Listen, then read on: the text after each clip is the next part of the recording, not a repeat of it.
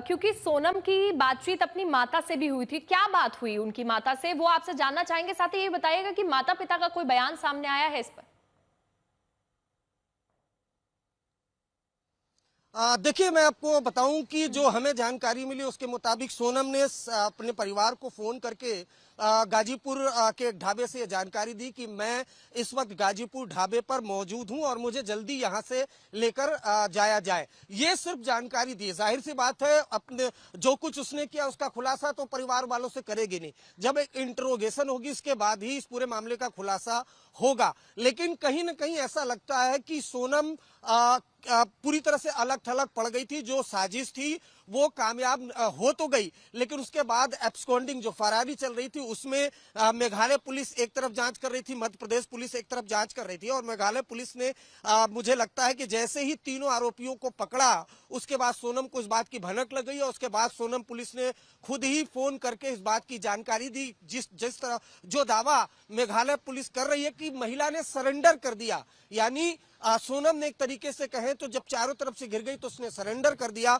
उसने अपने परिवार को जानकारी दी, उसके बाद परिवार ने इंदौर पुलिस को, और उसके बाद इंदौर पुलिस ने गाजीपुर उत्तर प्रदेश के एसपी को जानकारी दी गई और उसके बाद ढाबे से सोनम को हिरासत में लिया गया। सोनम का मेडिकल एग्जामिनेशन भी कराया गया, किसी तरह के चोट के निशान नहीं है, लेकिन ये बड़ी साजिश की तरफ इशारा करता है।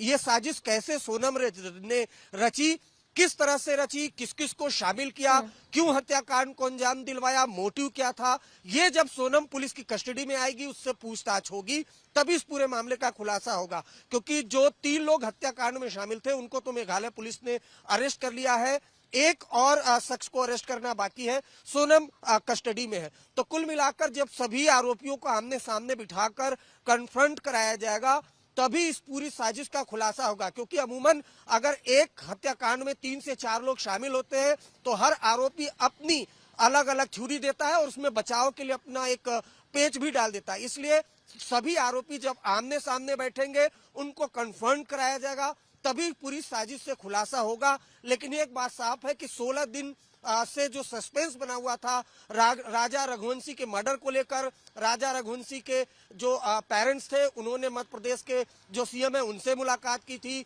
शिवराज सिंह चौहान वो भी घर गए थे, सीबीआई जांच की मांग की जा रही थी, मेघालय पुलिस पर सवाल उठाए जा रहे थे। वो अब 16 दिन का सस्पेंस खत्म हो गया है। जो 3 आरोपी हैं वो गिरफ्तार हो चुके हैं। सबसे बड़ा सवाल यही था और जिसको लेकर सभी की चिंता थी कि पति की लाश मिली है, पत्नी कहाँ गायब है, तो पत्नी मिल चुकी है, पत्नी गाजीपुर उत्तर प्रदेश में मिल चुकी है, वो एक कातिल के तौर पर सामने आई है। जी रवीश, देखिए मेघालय के डीजीपी ने बयान दिया है कि सोनम रघुवंशी ने हत्या की सुपारी की थी और वो 3 तस्वीरें एक बार आपको दिखा देते हैं। पति राजा रघुवंशी की हत्या जब की गई, ये वो सीसीटीवी फुटेज है जो आप देख रहे हैं, जो काफी तेजी से वायरल हुआ और इसके बाद पत्नी सोनम ने सुपारी दी थी। ये डीजीपी का बयान सामने आया है। देखिए बहुत अच्छे तरीके से इनकी शादी हुई थी, शादी के बाद हत्या कर दी गई, 3 आरोपियों को गिरफ्तार कर लिया गया है। क्या कारण रहा कि सोनम ने अपने ही पति की हत्या कर दी, वो भी शादी के कुछ दिन बाद ही। रवीश हमारे साथ जुड़े हुए हैं। रवीश, मुख्य कारण क्या हो सकता है, क्या वो रीजन रहा होगा कि शादी हुई इतने अच्छे से पूरी रीति रिवाज के साथ, ऐसे में इसके बाद सोनम ने हत्या कर दी शादी के कुछ ही दिन बाद? जी बिल्कुल, और आपको बता दें कि ये रिश्ता जो है वो दोनों परिवारों की रजामंदी से तय हुआ था। मुझे बहुत अच्छे से याद है कि जब ये पूरा मामला सामने आया था और हमने परिवार से बात की थी तो दोनों परिवारों ने कहा था कि दोनों एक ही समाज से आते हैं और ऐसे में करीब 2.5 महीने 3 महीने पहले उनका रोका करवाया गया था और दोनों परिवार जो है रजामंदी से शादी उन्होंने करवाई थी और परिवारों ने ही रिश्ता तय किया था। ऐसा नहीं है कि सोनम और राजा पहले से एक दूसरे को जानते हो। दरअसल वो परिवारों के साथ ही में एक दूसरे के संपर्क में आए थे और उसके बाद दोनों की रजामंदी से यह शादी होती है। 11 मई को, 20 मई को वो हनीमून पे निकल जाते हैं। लेकिन जो मोटिव की बात हो रही है, मोटिव कहीं ना कहीं साफ होगा कि वो राजा से अपना पीछा छुड़ाना चाहती होगी और शायद उसके पास ये हिम्मत नहीं होगी शादी से पहले अपने घर वालों को बताने की, तो उसने ये रास्ता अख्तियार कर लिया। लेकिन देखिए ये बिल्कुल अगर डीजीपी मेघालय की हम बात करें, उन्होंने जो बातें की है अगर वो सही है तो आपको ये बता दें कि ये साफ हो जाएगा कि सोची समझी साजिश के तहत राजा रघुवंशी को लेकर शिलोंग ले जाया गया था, क्योंकि शिलोंग जाने का उनका कोई कार्यक्रम था ही नहीं।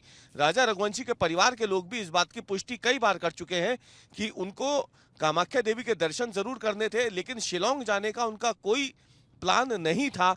और इस बात की जानकारी अचानक से उन्हें मिली थी कि राजा और सोनम शिलोंग जा रहे हैं, मेघालय जा रहे हैं हनीमून मनाने के लिए, जबकि इससे पहले उनका वहां जाने का कोई प्लान नहीं था। दूसरी बात, ये सोची समझी साजिश कैसे हो सकती है, इसकी एक और बड़ा सबूत जो है वो राजा रघुवंशी के पास मिली सोनम की सफेद शर्ट और सर्च ऑपरेशन के दौरान मिला। रविश, आपको रोकना चाहेंगे, इस वक्त एक बड़ी खबर आ रही है। अचेत अवस्था में सोनम गाजीपुर में मिली है पुलिस को, और अब वहां पर इंदौर पुलिस भी पहुंच रही है। सोनम की गिरफ्तारी कर ली गई है। पुलिस ने सोनम को वन स्टॉप सेंटर भेजा है। इस वक्त की ये बड़ी खबर आप तक पहुंचा रहे हैं। अचेत अवस्था में सोनम मिली है गाजीपुर पुलिस को।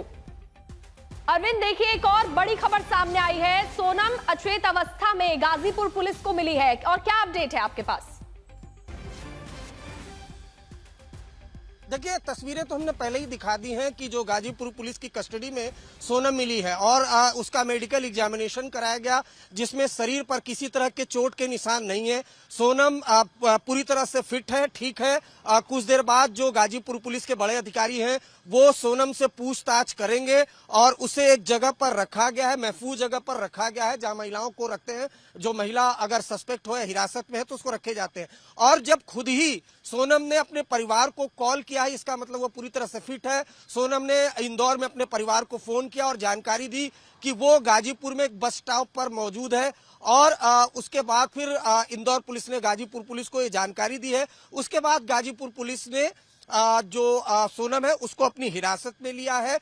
इनिशियल मेडिकल एग्जामिनेशन कराया, जिसमें उस पर किसी तरह के चोट के निशान नहीं मिले हैं।